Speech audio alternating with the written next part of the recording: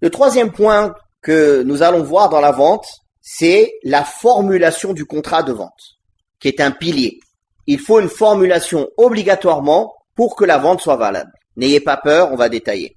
Les formulations peuvent prendre différentes formes. Premièrement, par la parole, en disant « je t'ai vendu » et l'autre il dit « j'ai accepté ». Ou « vends-moi cette voiture à tel prix », l'autre il dit « j'ai accepté, je te la vends ». Ainsi de suite, par la parole. Ça, c'est la base. À la base, c'est l'ijab ou al-qaboul, la demande et l'acceptation. C'est ça la base dans une vente. Est-ce qu'il y a d'autres manières de formulation d'un contrat de vente qui sont valides? Oui. Ce qui est appelé bay' al-mu'atat, par l'acte, prendre et donner. J'arrive au supermarché, j'ai parlé avec personne. Je prends, j'ai vu afficher les prix, j'ai posé à la caisse, j'ai donné l'argent, je suis reparti. À aucun moment, quelqu'un a dit je vends et à aucun moment l'autre il a dit j'ai acheté, n'est-ce pas?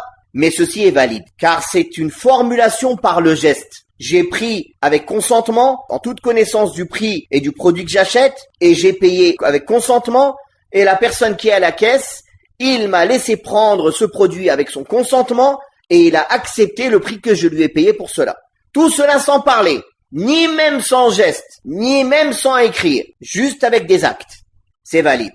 De même, l'écriture. L'écriture est valide. Par exemple, on fait un contrat de vente. La personne, elle signe, puis elle l'envoie à l'acheteur, ou le contraire. L'acheteur, il l'envoie au vendeur, peu importe. Puis le vendeur lit les conditions de vente ou les conditions d'achat, l'acheteur, puis il signe avec son consentement. C'est valide. Même s'il y a un délai entre les deux, même si ce s'est pas fait en même temps, au même moment.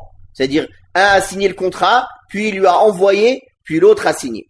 Car ici, ce qui est voulu, c'est qu'on soit sûr du consentement de la personne. Et le délai ici ne nuit en rien sur son consentement. Maintenant qu'on a vu tout cela, est-ce qu'il n'y a pas d'autres formes de vente qui existent aujourd'hui et on pourrait se demander la validité de ces ventes? Est-ce que la formulation y est présente? Alors les savants ont dit, concernant les moyens de communication modernes, si la vente et l'achat est pratiquée à travers ces moyens de communication modernes en respectant les règles de vente et d'achat, ce sera aussi valide. Que ce soit par téléphone, via une application, via un site internet, etc. Bien sûr, à condition que le reste des conditions de licéité de la vente soient présentes.